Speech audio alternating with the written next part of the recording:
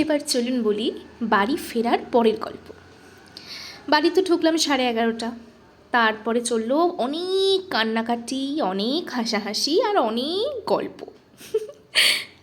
প্রায় 3 মাস পর রাত্রে মায়ের কাছে শুয়েছিলাম। মাঝ রাত পর্যন্ত দুজনে গল্প করেছি। শুধুই মনে হচ্ছিল ঘুমোলেই বুঝি রাতটা শেষ হয়ে যাবে। সকাল হতেই শুরু হয়ে গেল মায়ের, কি খাবি বল, কি আনবো বল, কি মাছ, কি মিষ্টি, কি মাংস।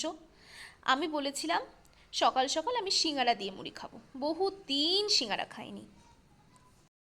আমি এসছি বলে যে সে কত রকমের মাছ কিনে এনেছে বাজার থেকে তার কোনো ঠিক নেই। 4 রকমের মাছ কিনে এনেছে না, মেয়ে আজকে সব রকমের মাছ খাবে। তো আমার এই সারপ্রাইজ প্ল্যানে আমার আরেকজন সঙ্গী ছিল, সে হচ্ছে আমার মামা। সে সব কিছুই জানতো আগে থেকে, এবং তাকে আমি বলেছিলাম যে বাড়ি যাব যখন তোমার সাথে কিন্তু দেখা করতেই হবে। সেও আমার জন্য এক ব্যাগ খাবার দাবার নিয়ে হাজির। আইসক্রিম, মিষ্টি, চানাচুর, কি নেই তাতে। বহুদিন পর দুপুরবেলা মায়ের হাতে সেই রান্না করা খাবারগুলো খেলাম, যার স্বাদ অমৃত। এই স্বাদ শত চেষ্টা করলেও নিজের হাতে আসবে না। যেহেতু সময় খুব সীমিত, তাই কোনো সুযোগ মিস করছিলাম না।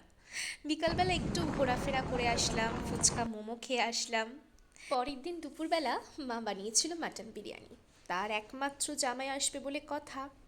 দুপুরবেলা আমরা খাওয়া দাওয়া করে চলে গেলাম আমার শ্বশুরবাড়ি। সেখানে মামুনি, বাপি, মাসিমণি আর আমার ছোট ছোট ভাই বোনগুলোর অনেক আদর খেয়ে পরের দিন সকালবেলা ধরলাম বিদায়ের পথ। মনে এক রাশ আনন্দ আর চোখের কোণে একটু জল নিয়ে। আবার হয়তো অনেকগুলো মাস বা বছর পর ফিরবো নিজের বাড়ি, নিজের ঠিকানা।